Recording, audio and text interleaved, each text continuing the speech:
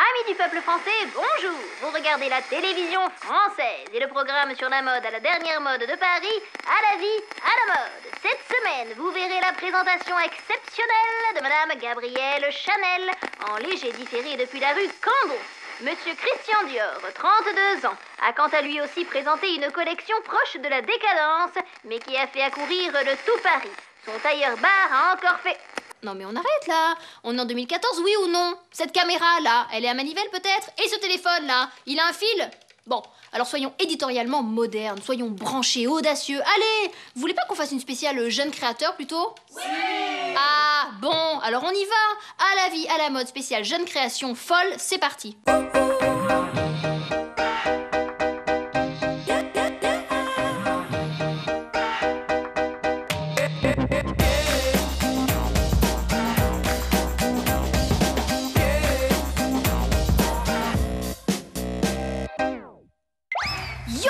Salut la mode, arrête d'avoir le seum mon ami, car il est l'heure de ton rendez-vous hebdomadaire sur la tendance à la vie, à la mode. Et aujourd'hui, on parle de toi, oui de toi, jeune créateur fou, qui invente, réinvente, interprète, bazarde ou recycle, toi que les grands groupes de luxe convoitent de plus en plus. Toi, jeune créateur, tu es à la mode et on a envie de toi. Alors trouve le moyen d'émerger, surmonte tes difficultés, sois créatif, sois malin, patient et productif. Je t'attends, je suis là, moi, mon besoin de mode et mon pouvoir d'achat. Tout de suite donc, un nouveau numéro d'À la vie, à la mode consacré à la jeune création, ses profils, ses espoirs, ses conquêtes, sommaire.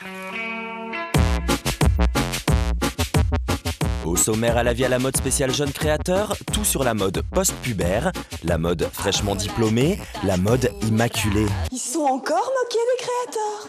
Nous ferons le tour de la garde-robe que proposent les jeunes créateurs et en association avec le Daily L, Lorraine Bastide nous donnera son avis mode. Alors Lorraine, comment c'était ces vacances? Vous nous avez manqué, dis donc. Ah, pas vous.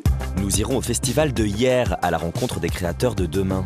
I'm so happy. Noémie Lenoir répondra à notre questionnaire mode et Hugo Lopez nous présentera son objet culte de la semaine. Express yourself. À la vie à la mode spéciale jeune créateur, c'est cool, c'est flamboyant, c'est frais à porter et c'est maintenant. Bienvenue dans ce concours de jeunes créateurs. Alors moi j'ai fait cette jupe en polychrome de sulfate pour dénoncer la chasse à la baleine dans le lac Léman. Je vous présente ma collection qui s'appelle Love in an Afternoon Under the Rain of the Space, faite d'une pièce en coton blond, un peu virginal. Moi, j'ai revisité le tweed Chanel en le twistant avec des couleurs flashy. Non mais Karl, qu'est-ce que vous faites là? C'est un concours de jeunes créateurs. Je suis jeune créateur. Je vous rappelle que vous avez 80 ans, Karl. Eh ben oui, 80 à l'envers, ça fait 8. J'ai donc 8 ans. Choupette. Où est ma choupette? Et mon doudou?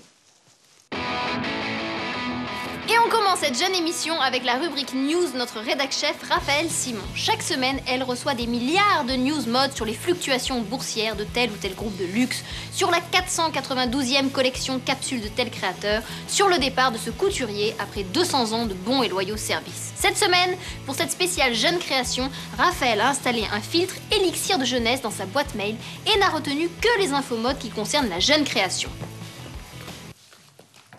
A-t-elle trouvé de quoi faire? Les jeunes créateurs ont-ils des choses intéressantes à dire à la mode? Eh bien, figurez-vous que oui, elle en a trouvé des choses à raconter. La preuve avec son JT, regardez.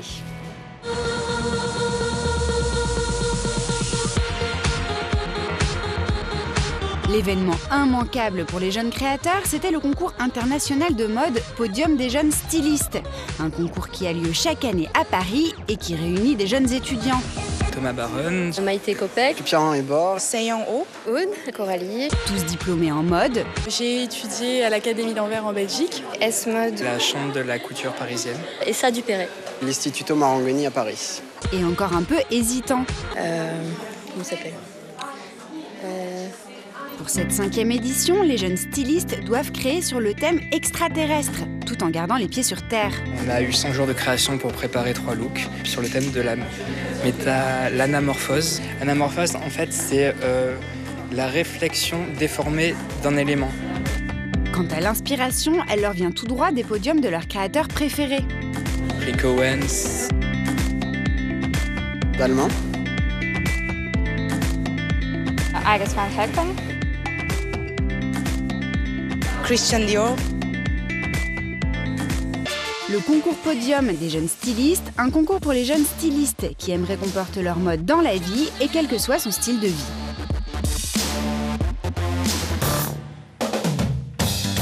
Notre chouchou de cette semaine est une jeune créatrice qui nous vient du pays du Père Noël. I live in Helsinki, in Finland, yes. I'm Satu Maranen. I'm the Grand Prix winner of Festival IR this year, 2013. Il y a un an, elle participait au 28e festival de Hier. I have mixed emotions, lots of flashbacks. Encore un peu hésitante à l'époque. Also part of the concept. Méticuleuse. The quality has to be as good as possible, so of course I want to be strict. Et fatiguée.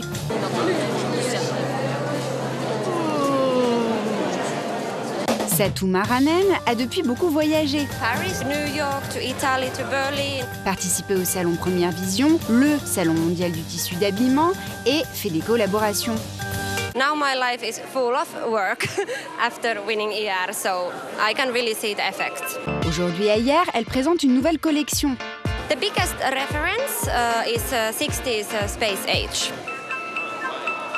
Pierre Cardin and Courrèges. Yeah. On y retrouve ses volumes, ses imprimés arty et flashy et son coup de pinceau bien à elle. Satu Maranen, jeune créatrice en devenir à la mode il y a un an à Hier et encore aujourd'hui.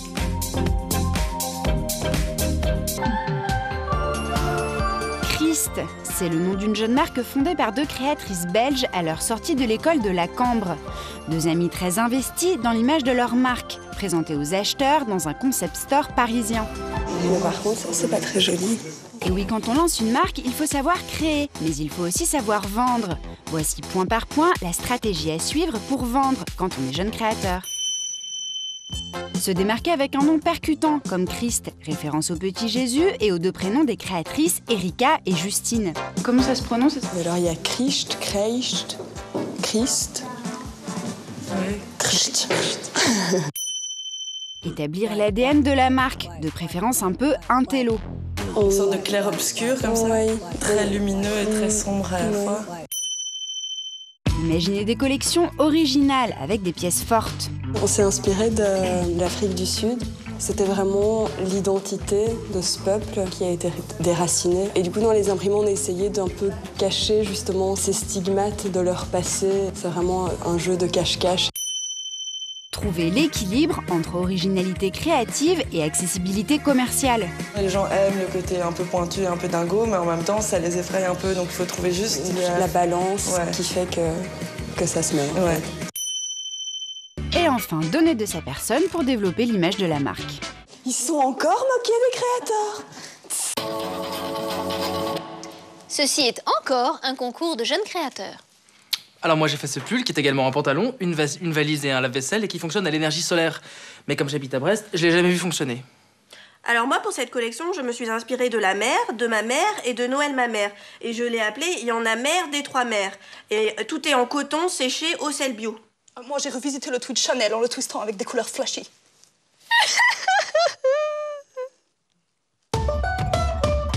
Il est l'heure de regarder la chronique servicielle de l'émission, car comment s'habiller? Oui, comment s'habiller branché, fougueux, audacieux? Comment s'habiller jeune créateur? Je sais, c'est souvent un peu compliqué, mais heureusement, il y a à la vie à la jeune mode, car tout de suite, on vous donne le mode d'emploi pour vous fringuer jeune, créa, #garde-robe.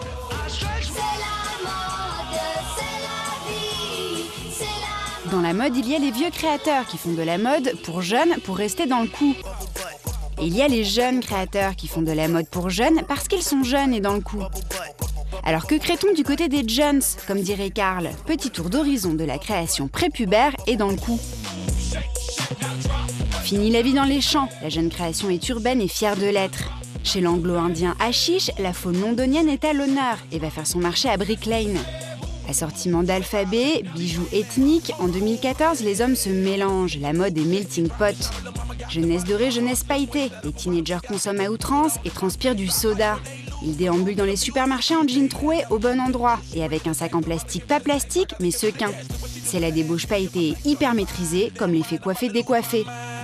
Chez Coconne Touzaille, la marque branchée londonienne qui habille les rappeurs aux dents en or, la messe est dite, la mode est street. Noir et blanc, lignes graphiques, casquettes, imprimés médaillons en étoiles, imperméables futuristes, robes en plastique pour le réchauffement climatique. Vous trouverez la panoplie du citadin hip-hop en kit. Autre grande tendance chez les jeunes créateurs, la mode régressive. La jeune création retombe en enfance et ne se prend pas trop au sérieux. Le français Simon Porte-Jacquemus sort les couleurs layettes et les slogans naïfs. L'anglais Ryan Lowe, les oreilles de chat et les imprimés fraises à faire saliver les jeunes filles. Christopher Kaimgeni va carrément piocher ses motifs fleuris dans ses livres de biologie du collège. À bas l'imprimé Liberty, Ancestral et Cucu vivent la fleur naturaliste, la fleur savante, la fleur urbaine, la fleur moderne. Enfin, la jeune création surdouée s'essaye à la mode futuriste pour vivre avec son temps. La croisière s'amuse, la jeunesse s'éclate sur des matières et des découpes hyper techniques. J.W. Anderson déconstruit la mode pour mieux la reconstruire, avec ses coupes futuristes, ses plissés millimétrés, ses découpes sophistiquées, ses pliages virtuoses. Iris Van Herpen, elle, expérimente la matière, robe en silicone, tissu découpé au laser, chaussures en plastique imprimées en 3 dimensions. Matière futuriste, tenue de ville de l'an 3000, imprimée modernisée, graphisme intergalactique. La jeune création a de la suite dans les idées. Donc même si demain, la planète est tout déréglée, on sera au moins bien habillé. Oui, la haute chambre des professionnels de la mode nationale? Oui, bonjour, Elisabeth Bost. Auriez-vous la gentillesse de me passer un jeune créateur de mode, s'il vous plaît? Merci. Allô? Comment ça, Karl Lagerfeld? Karl Lagerfeld? Mais c'est encore vous? Ah, mais tout le monde de la mode est corrompu! Il est l'heure d'aller voir du côté des vedettes comment ça se passe la jeune création. Il est l'heure de notre questionnaire La mode, leur vie. Et cette semaine, c'est l'actrice et mannequin Noémie Lenoir, accompagnée du styliste William Carnimola qui répond... Noémie Lenoir et William Carnimola? Non mais quel est le rapport avec la jeune création? Non mais franchement, je vois pas. Vous voyez, vous? Mets le mot jeune partout dans ta phrase et ça va le faire. Ah bon? Bon. Jeune tout de suite, jeune donc, le jeune questionnaire jeune de Noémie Jeune Lenoir et de William Jeune Carnimola, jeune styliste, jeune. Bah, c'est vrai que tout de suite, c'est plus crédible, hein. Ouais, ça marche. Noémie Lenoir? Parfait pour une spéciale jeune créateur. Je suis épatée. Questionnaire. 2, 3, 4, 5, 6, 7, 8 and back. Cette semaine, c'est l'ex-mannequin et actrice Noémie Lenoir qui répond à notre questionnaire mode. Une Noémie Lenoir relookée de la tête aux pieds. C'est William Carnimola. Il est toujours en train de m'aider. Même tout à l'heure, avant de sortir, je suis arrivée avec un jean, il m'a regardé, il fait « Ah, c'est pas possible, on relook ». Bon, bah voilà, je suis relookée. Je dirais mon pantalon en cuir. Bon, l'été, c'est un peu dur à le porter, mais c'est indémodable. C'était Jean-Paul Gaultier, oui, une robe rouge tutu avec de la transparence et juste des patchs sur les seins. Oui, ça, c'était une de mes plus belles robes. Hein. Bah oui, mais William, il me l'a enlevé. C'est un bracelet. Mais je l'ai dans mon sac. Oui. Il est là, c'est mon petit gris-gris. Voilà, mon petit porte-bonheur.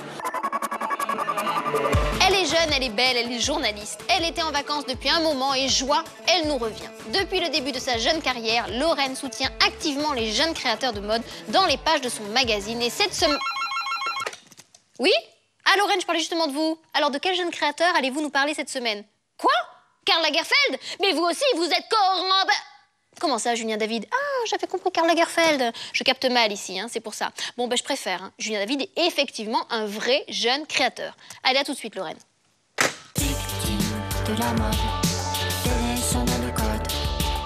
Alors, Lorraine, comment c'était ces vacances? Vous nous avez manqué, dis donc. Ah, pas vous. Bon, très bien. Alors, Lorraine Bastide au boulot, hein, cette petite chronique sur les jeunes créateurs. Alors oui, parlons de jeunes créateurs. Et j'ai envie de vous parler aujourd'hui du plus jeune créateur de tous les jeunes créateurs. Je parle de Julien David. Retenez bien ce nom. Et alors pourquoi? Alors parce que c'est un jeune garçon de 36 ans, qui est un peu de ma génération, oui, même si je suis beaucoup plus jeune que lui. Plus jeune. Il vient du milieu du skateboard à la base. C'est un petit Parisien skater. Et mais il a fait ses armes à New York, auprès de Narciso Rodriguez et de Ralph Lauren, ce qui en fait une personnalité un tout petit peu à part dans le milieu parisien de la mode. Je trouve déjà qu'il a cette approche du streetwear, de la mode de rue, la basket. Ça, c'est Julien David. Ça, c'est Julien David. Oui, c'est un Teddy très joli. Revisité. Oui, un peu chiquifié. Un peu chiquifié. Non, en fait, il chiquifie tout, mais avec humilité. D'accord. Car il est nipponophile. Nipponophile. Nipponophile, adjectif masculin. Bien sûr. Il aime beaucoup le Japon. Le Japon, c'est logique. C'est pas pornographique. Alors, et comment ça... Non. Comment ça se traduit? Alors ça se traduit déjà par le fait qu'il vit à Tokyo depuis des années. D'ailleurs, il a ouvert une boutique où l'équipe de La Vie à la mode est allée lui rendre visite récemment. La rédaction est partout. On est partout. Et donc il vit à Tokyo depuis des années. Il a lancé sa première collection en 2008. C'était des grands foulards de soie, édités en édition super extra ultra limitée. Et fait selon des procédés traditionnels japonais complètement dingues. Et il a commencé comme ça. Ce que je trouve déjà humble et mignon. Il a commencé peu à peu à faire des défilés de prêt-à-porter, où il y avait que la crème de l'élite parisienne, dont je faisais partie. Bien sûr. Et donc, du coup, quelques défilés discrets, mais acclamés, reconnus. Et 2012, consécration. Il remporte le prix de l'Andam. C'est un grand moment pour un jeune créateur de gagner le prix de l'Andam. C'est vraiment la promesse d'une carrière qui explose. Et c'est le cas, la carrière de Julien explose. Et son dernier défilé. Qu'est-ce qui s'est passé à son dernier défilé? Magnifique, c'était sublime. C'était vraiment, j'ai trouvé, le climax de son talent. Est-ce que vous avez retenu une pièce? Une pièce, un chapeau incroyable. Comment il appelait ça? Le capat, je crois. C'est-à-dire c'est un mélange de bob et de casquette avec vous voyez la petite lanière de la casquette pour régler là en plastique. Oui, bien sûr. Et ben ça devant. Enfin, moi je la mets derrière en général. Et ben là c'était ça devant et le petit bob derrière. Très joli. Ça va cartonner. Il y avait aussi une robe, tout en fil, un petit peu Charleston, comme les robes franches des années 20. En fait, tout a l'air d'être très léger, très facile, très sport avec lui. Mais cette robe a demandé 24 heures de confection à elle seule. Elle est constituée d'un seul fil de 6 km de long. Un seul fil de 6 km? Oui. Il est dingue. Performance. Et ça, c'est jeune créateur. Jeune créateur à mort. Julien David. Attention, reportage exclusif. Chaque année depuis près de 30 ans, dans la ville de Hyères a lieu un festival de mode. Un grand concours, un jury prestigieux, des jeunes créateurs qui en veulent et 2 défis. Celui de promouvoir la jeune création et celui de réunir un monde de la mode en soif de découverte, de nouveautés, de nourriture esthético-intellectuelle qui le rendra peut-être moins blasé et plus optimiste, plus motivé, plus enclin à bien travailler en somme. Le festival de Hyères prend de l'ampleur et notre réalisateur tout-terrain de la mode, Hugo Lopez, ne pouvait pas rater ça. Il est donc parti à Hyères, caméra à l'épaule, business cards en poche, micro dans une main et pastis dans l'autre. Une vraie infiltration modeuse et mondaine, un exercice de tous les dangers. Regardez.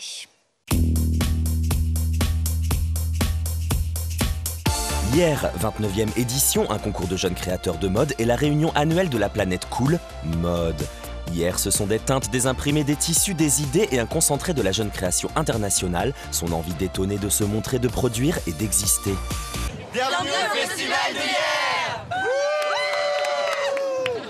Le but, convaincre un jury composé de personnalités liées de près ou de loin au monde de la mode et présidé cette année par le duo de créateurs à la tête de la maison Kenzo, Carole Lim et Umberto Leon, fondateur du multimarque dénicheur de talent Opening Ceremony. C'est bizarre, hein? 3 journées de festivités, 3 soirées. Hyères, depuis 29 ans, c'est l'une des scènes mode les plus scrutées d'Europe, durant laquelle les 10 lauréats vont présenter leur collection au jury, au public et à la presse. Le Festival de Hyères est très reconnu par les professionnels, il est très suivi, il est international. C'est vraiment très important de réussir à être au moins sélectionné pour le Festival de Hyères. Mais au-delà de la compétition, de ses candidats et de la presse, à Hyères, il y a aussi des festivaliers olé olé qui profitent de belles journées ensoleillées. Chaque année est justement différente, c'est ça qui est étonnant.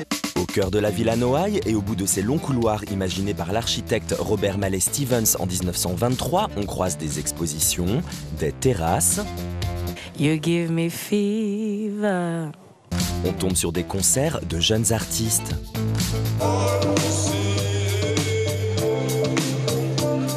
Le festival, c'est des rencontres et des vernissages et des balades entre gens de la mode. C'est Paris qui descend à Hyères, mais aussi Bruxelles ou Londres. Les villes où se trouvent les plus grandes écoles de mode sont représentées. On échange, on fait beaucoup la fête aussi. Ici, le jury, lui aussi, est de sortie. Un festival éclectique, créatif, festif, dont le garant n'est autre que Jean-Pierre Blanc, le directeur créateur qui depuis 29 ans court après les subventions et les partenariats pour faire exister son festival. C'est toujours aussi magique et intéressant de rencontrer, d'échanger, de partager. Un festival qui résiste autour de l'émergence de prix comme le récent LVMH Prize ou des mastodontes comme l'Andam. Depuis 29 ans, j'ai tout entendu sur la jeune création. Pourquoi? C'est pas intéressant, c'est plus à la mode, il faut arrêter, il faut aider les plus grands. Bon, moi j'ai toujours tenu le cap, je le tiendrai toujours. C'est le soir de la remise des prix, la salle est pleine, les jeunes créateurs se préparent.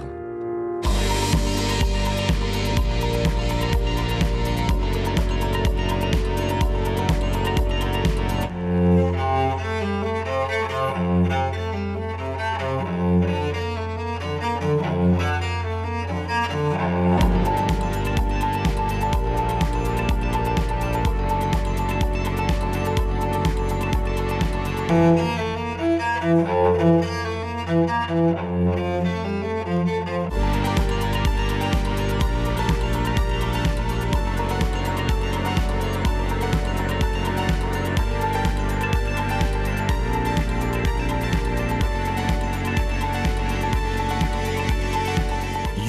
Yemivtchouk gagne la mention spéciale du jury. Roshi Porcar et Lise-Laure Frogine, le prix Chloé. Coralie Marabel, le prix du public et de la ville. Et c'est le japonais Kenta Matsushige qui remporte le grand prix du jury. Explication des présidents. I'm somebody who has a sense of modernity. Pressure, man, a lot of pressure. A unique vision, dedication to details. Kenta, who was the winner, really kind of expressed all of it in a very kind of natural way. I'm so happy. Un festival comme une vitrine et un bouillon de rencontres et d'opportunités pour ces jeunes créateurs, dont la réussite ne dépend pas seulement de leur talent, car peu d'élus se verront remettre les clés d'une maison ou auront l'opportunité d'en créer une. Un festival comme une bulle d'oxygène dans un monde de la mode souvent sclérosé et recroquevillé sur ses acquis, ses personnalités et ses priorités économiques. Un festival qui donne envie d'accompagner, de soutenir et de célébrer la jeune création, malgré les difficultés. Oui, allô? Oui, monsieur Gauthier? Jean-Paul, très bien. Oui, ok, je vous appelle Jean-Paul. Alors, on me dit que vous avez eu la gentillesse de prêter à Hugo Lopez, notre réalisateur, un authentique corset. Eh bien, je voulais vous remercier, hein. C'est un grand honneur que vous nous faites. Bon, je sais, c'est une émission spéciale jeune créateur, mais Hugo Lopez tenait à présenter cet objet culte car il aime l'idée que Jean-Paul Gaultier soit encore un jeune créateur. Oui, bon, ça, d'accord. Mais le problème, c'est que ça voudrait aussi dire que Madonna, qui a porté ses corsets, est encore jeune et talentueuse. Et ça, pas du tout d'accord. Objet culte.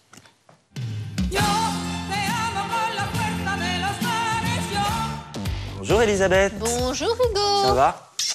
Moi. Alors? C'est pas toute beauté ça. Non, on a très envie de faire.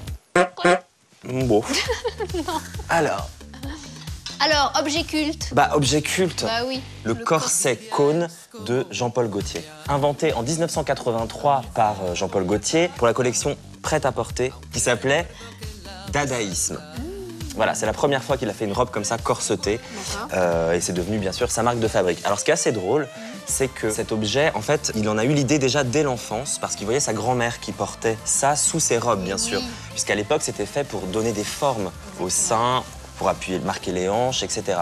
Mais lui, il s'est dit, pourquoi le cacher? Et quand il est devenu donc créateur, il a fondé sa maison en 78, il s'est dit, je vais montrer ces corsets que ma grand-mère portait et je vais en faire des vêtements, et non plus des... Sous-vêtements.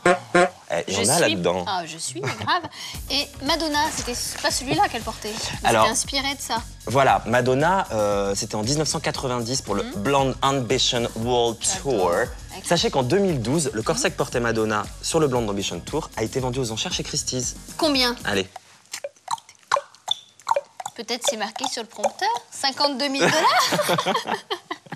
Bref, la même année, Jean-Paul Gaultier a d'ailleurs créé un nouveau corset pour le MDNA Tour de Madonna. Là, c'était une armature en métal avec toujours les seins en cône. Ses seins en cône. Alors, depuis les années 90, évidemment, Jean-Paul Gaultier réinterprète toujours et réinvente ce corset emblématique. Et en 93, quand il crée le classique, son parfum de chez Jean-Paul Gaultier, il, bien sûr, utilise l'image de ce corset comme flacon. Un sacré Jean-Paul. Bah oui, on l'aime. ce travail sur les structures, toujours comme ça, structurer, déstructurer, tout à fait. Réinventer. C'est pour ça que je vous dis que c'est un jeune créateur. Complètement. Merci Hugo Lopez. Merci Elisabeth. Vous devriez essayer d'ailleurs ce... Mais en dessous, vous peut-être. Je ne peux pas, ça me... Rien, ça fait... Voilà.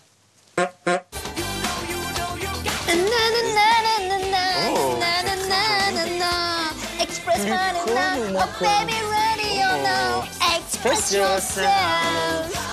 So you can express yourself. Hey, hey.